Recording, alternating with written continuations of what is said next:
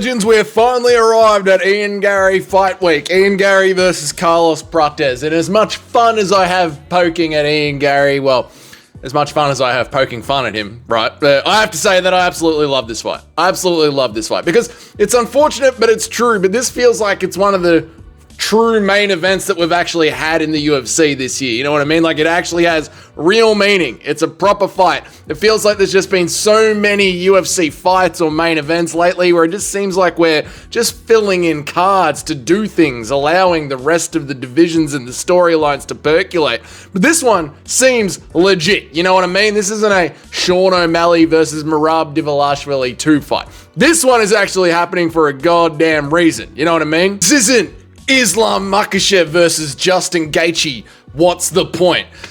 Feels so rare right now to actually have a proper fight night with actual stakes in front of an actual crowd. A real UFC card, finally. It only took us till April in 2025. Here we go. I mean, I'm sorry to ramble about this. I know we had UFC London and UFC Mexico already, but honestly, doesn't it feel like those global UFC cards just feel like a check out the local talent? Check out the local talent as we set them up against guys coming off 2 losses in a row just to give them an easy win. That's what it feels like when we do UFC globally. There's something special about it being in America, a proper card like this. Anyway, Ian Garry versus Carlos Prates. My prediction, my breakdown. Now, obviously, the big elephant in the room, the thing that everyone is going to be talking about in this fight is just how annoying Ian Garry is as a person. I'm kidding. It's Carlos Prates and his cigarettes. I've talked about Carlos Prates and his love for cigarettes a couple of times now in videos, and my attention has been drawn to this by you guys in the comments section. Thank you so much. That a lot of people, you know, in high schools and in colleges, universities, whatever you want to call it, all around the world, they know that guy. They know that guy that does a whole bunch of rugby or football or NFL, whatever the hell everyone wants to call it. They plays the sports at the college, whatever, and he smokes. He smokes, and his lung capacity is absolutely unaffected. And I've had some people reach out to me, and they themselves smoke, and they've had their VO2 levels tested. Doesn't affect them at all. So I've gone and checked with the greatest intelligence in the world, ChatGPT. It never gets anything wrong. But it has confirmed this as well. Some young athletes just seem to be completely unaffected by cigarettes, at least during their athletic primes. It still catches up to them in the end. Their VO2 levels, the amount of oxygen that they can pump throughout their blood, is completely fine. So I do wonder, is Carlos Prates just one of these genetic freaks where he can smoke and smoke all he likes at the moment and his career and his lung capacity are just completely unaffected by it? Are we dealing with one of these anomalies in sports? Because this is one of those extra little bits of flavor that makes this fight so exciting. And there are many of them. There are many of them. I think what makes it to its core so exciting is the fact that there are so many unknowns here, right? And Carlos Prates does bring a lot of them over. You've got Ian Garry, who has become, let's look, for all the jokes that we love to make about Ian Garry, he has become very well-rounded. Very well-rounded. He came in as a great striker, and now he has started to implement the grappling as well after training with Charles Oliveira. And now, it's not only the fact that he has everything, but he knows when to whip out the tools in his toolbox. He knows when to bring them out. He started off as that raging kickboxer, and now he started to lean more and more into the grappling, especially as he has risen through the ranks of the UFC and started to fight harder and harder competition. Not that I believe that MVP is particularly high ranked. Like, I do think MVP is a glorified can crusher, you know, but still, when Ian Garry was in trouble against MVP, Ian Garry knew, all right, it's time to switch over to grappling mode. Which shows that he has a level of fight intelligence, which again, in 2025, it's sad to say, just the fact that you have a modicum of fight intelligence is impressive enough to me, because we see fighters constantly making mistakes, and Ian Garry doesn't really do that. You know, again, his grappling was enough to put the brakes on Shavkat Rakhmonov. Not enough to win him the fight, but certainly, you know, when the fight was getting a little bit too close for comfort, a little bit too close for Garry's liking, he started to lean on his grappling more and more and more. So the question is he going to be able to do that with Carlos Prates? Now, Carlos, he gives us so many unknowns here. Yeah, number one, we don't know how his oxygen capacity is going to go into those later rounds. I'm sure he's had it tested at the UFC PI. Maybe he hasn't. We don't know. Maybe the bloke just rocks up and vibe checks it, you know, goes in there and has a good time. But we also have to assume that he has grappling, because let's face it, he trains with the fighting nerds, right? He's got Carlos Prates, Caio Baralho. Yeah, they're one of his training partners. The whole bloody team are phenomenal. The whole team is great everywhere. We have to assume that this elite team of Brazilians has grappling, right? Maybe not. Again, this is the problem with Carlos Prates. It's just an assumption. What is going to happen if Ian Garry survives the first 2 rounds against Carlos Prates, doesn't get knocked out by that absolute bloody devastator that he's got connected to the end of his arm, and the fight goes into the later rounds? Are we going to assume that just because Carlos Prates hangs a bloody Brazilian flag on his wall, he knows grappling? I don't know. I mean, Shavkat Rakhmonov knows his shit on the ground. He knows his shit on the ground. That's unquestionable. We've seen Shavkat on the ground dominate people before, and Ian, I would say, was able to win the grappling exchanges later on through the round. Now, the Shavkat fans are going to be like, oh, but he's got a broken leg. Every time Shavkat doesn't look good, oh, this is injured, that is injured. Just shut up. Maybe there's levels to this, and Shavkat was a little bit overhyped because Laura Sanko's chair got wet, okay? I think there is enough evidence to assume that Ian Garry is going to be able to handle Carlos Prates, yeah? Like Ian Garry handles a pig on the ground, you know what I'm saying? However, having said that, for Ian Garry to get Shavkat Rakhmonov on the ground, for Ian Garry to get MVP on the ground, Ian Garry had to get touched up a little bit. He always loses the striking exchanges just a little bit. And it's there that things started to get real tasty for me.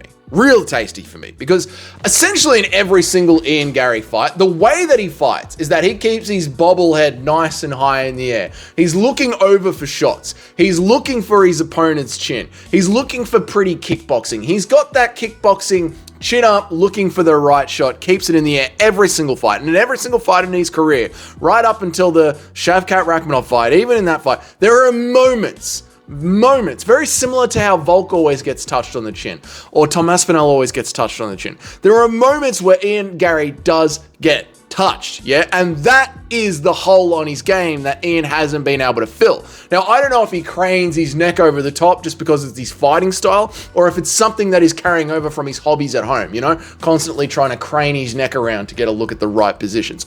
I don't know, but it's a problem that's carrying over into Ian Garry's fights. And that is really the only opening that Carlos Prates needs here. Carlos is turning into this guy that almost seems to have that Tom Aspinall, Alex Pereira level of power, yeah? He seems to have whatever Josh Emmett has in his overhands, yeah? There's something about him. I don't know if he sleeps with his hands hanging over the bed, soaking them in petrol, but when he pops, people go down. So now we've got that classic case of, once again, can Ian Garry be perfect for 25 minutes? It's a main event. So can Ian Garry be perfect for the entire 25 minutes? Can Carlos Prates' lung capacity carry him through the 25 minutes? Does he even need 25 minutes? Is he going to find that one shot that all the other opponents against Ian Garry have found, except the difference is it's Carlos Prates, and he puts people to sleep. That is what makes the fight so exciting. Yeah, there is a clear path to victory for both guys to wins. For both guys to wins. There's a clear path to victory for both guys to win. It just depends on where are you going to be putting your money. Yeah, where are you going to be picking on this 50-50 coin flip? I'm going to be going with Carlos Prates. A few reasons, right? Reason number one, I like him more.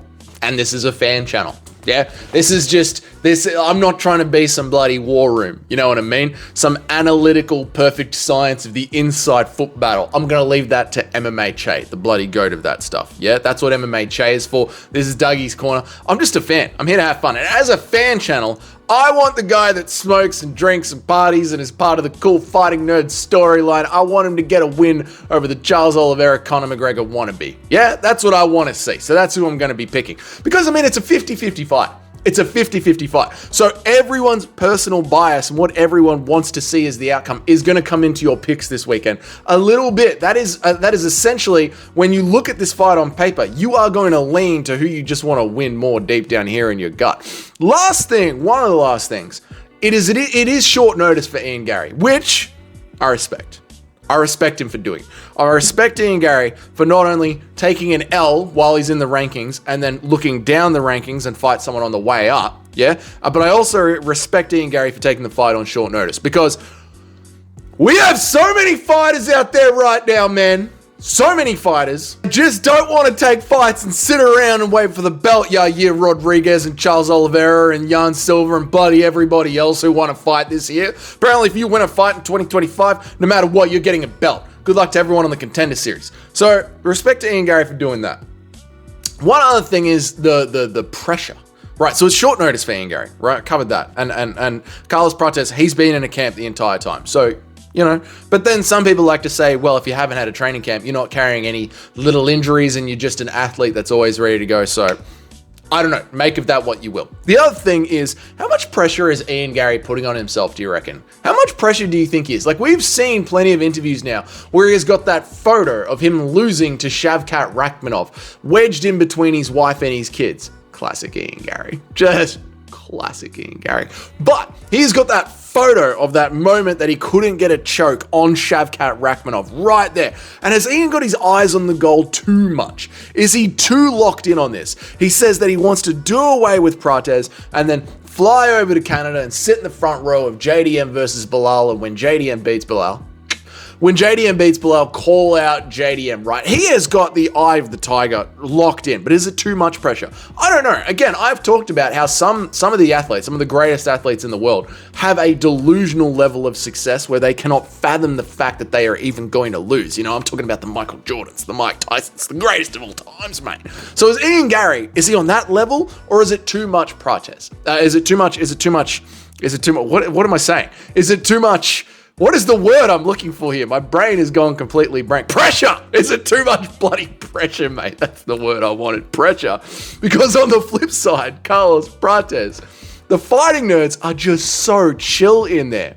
They're so chill. They're just fluid. They're having fun. They just seem to know they're going to win. They have so much presence and aura in the cage. They're just bouncing around having fun, just being like, any moment now, I'm going to sleep you, mate. This is my cage. You're stuck in here with me, bruh. They're different levels of pressure that the athlete is putting on themselves. So I'm gonna go with Prates as well with that one. I think he is gonna be more fluid, more fun, allowing the fight to come to him. I think Ian Garry is almost locked in like a fighter pilot, where every single exchange and every single moment has to go perfectly, and he could be overthinking it. But hey, that's just. And also, I don't like the fact that MVP outstruck Ian Garry. I know there's different styles of striking to deal with. You know, Prates' style and MVP style. Prates is a lot more orthodox. MVP is a lot more what are you going to throw at you. But I don't know. I'm going to be leaning Prates for this one. I'm going to go with Carlos Prates. But I don't blame anyone out there for going with Ian Garry. I could see why you would pick Garry. It's a close fight. It's an exciting fight. I'm very, very excited to see this one. Very, very excited. I'm going to say Carlos Prates smokes Ian Garry in round 2. Bloody lays him out, sleeps him. Carlos Prates, round 2. That's what's going to be my official prediction for this one. If this is your first time here, welcome. My name is Dougie. I make an MMA video every single day of the week, Monday through Friday, and I try and go live at least 3 times a week. If you want to know when all of that happens, hit that subscription button down there and hit the notification bell so you know that when I go live. Obviously, leave a comment on who do you think is going to win and why. If you like this video and you can't be bothered leaving a comment, just leave a like. It helps grow the channel, so I'd really appreciate that. And if you're one of the paying members of the channel, thank you so much. Make sure you go back and watch all of the meme reaction videos so you're getting value for your money. It's not just funny emojis in the live streams, but your names are up on the next slide. And until then, I will see you all in the next video. Have a great day, boys.